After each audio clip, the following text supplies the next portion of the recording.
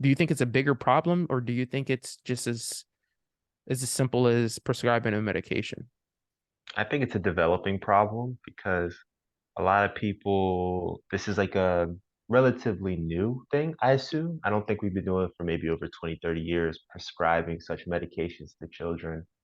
And we don't know the implications when these individuals become adults and try to live a normal life after such drugs have taken, you know, you know, their effects, especially through these developmental years. So I don't know. I think sometimes, you know, this is like I'm speaking from the outside looking in. I'm not trying to like, say anything inflammatory, but I think having people wait until they turn 18 and kind of working with them is the healthiest way to go about things like this when it comes to prescribing medications. Because if I was prescribed medications as a 13, 14-year-old and I had to deal with the implications for the rest of my life, I'd be very upset.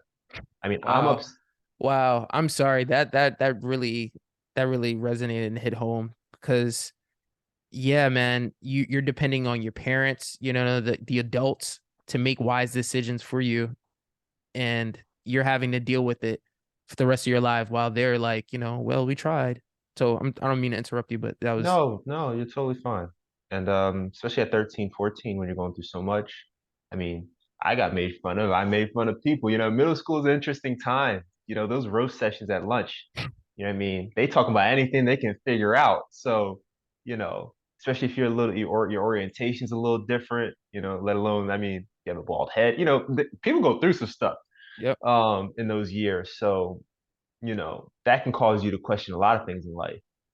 So I don't know if making a life-changing decision at that time is the most smart thing because I'm upset about the food I was fed.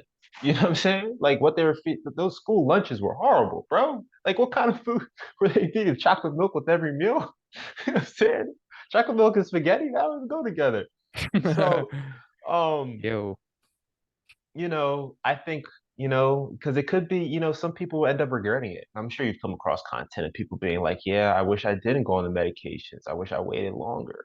And I think it's unfair for doctors to put that on kids. I think it is.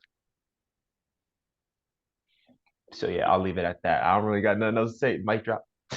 Yeah, nah, that's yeah.